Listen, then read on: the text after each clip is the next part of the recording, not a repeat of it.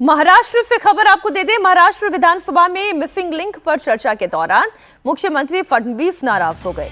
उन्होंने social media पर उलूल जुलूल लिखने वालों को चेतावनी दे दी। उन्होंने सीधे सीधे कहा कि जिन लोगों को कोई पूछता नहीं वो मुख्यमंत्री को गाली दे रहे हैं।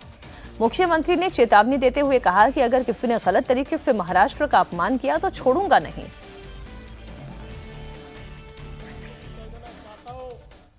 अगर महाराष्ट्र क्या है ये नहीं पहुंचता, वह आजकल सोशल मीडिया पर आकर सबको गाली देते हैं, मुख्यमंत्री को भी गाली देते हैं। ऐसे कुछ भाड़े के टट्टे इस मिसिंग लिंक के बारे में भी पैसा ले लेकर सोशल मीडिया पर लिख रहे थे। उनको भी कह देना चाहता हूं, अगर महाराष्ट्र का अपमान करोगे छोड़ूंगा नहीं।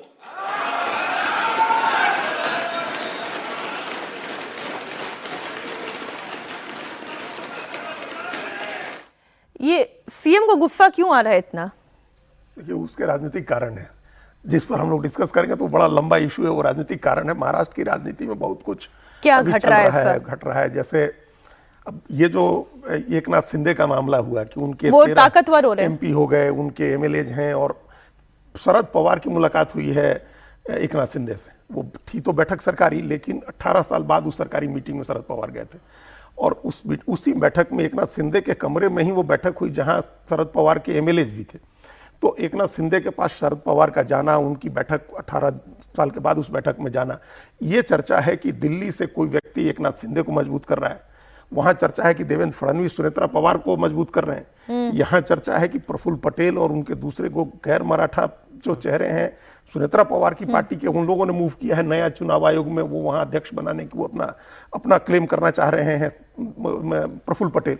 तो ये जो खींचतान है, एक मतलब ये स्पष्ट रूप से डिवीजन हुआ पड़ा है और वो उसमें कहीं ना कहीं थोड़ा दबाव तनाव मुख्यमंत्री भी महसूस कर रहे हैं। एक तो वो बात है, वो राजनीतिक मामला है। लेकिन ये जिस मामले को लेकर के जिस मिसिंग लिंक की बात कर रहे हैं, अगर सड़कें धंस जा रही हैं, नई बनी सड़क अगर टूट जा रही है और उस सड़क टूट जाने की वजह से लोगों को परेशानी हो रही है, गाड़ियां गिर जा रही हैं नदियों में, हालांकि अब ये बारिश बहुत ज्यादा हो रही है और रिकॉर्ड तोड़ बारिश हो रही है पुणे से लेकर के सब जगह, पुणे ठाणे सब जगह। उसके बावजूद अगर कोई उसके बारे में लिख रहा है, अगर वो कोई कमी बता रहा है, अभी यहीं गुड़गांव में सड़क धंस गई और 10-10 किलोमीटर का जाम लगा, तो कोई नहीं लिखेगा इसके बारे में। तो अगर ये कमी है, एक उस कमी के बारे में कोई बता रहा है, तो उसको लेकर के इतना नाराज होने की जरूरत नहीं है।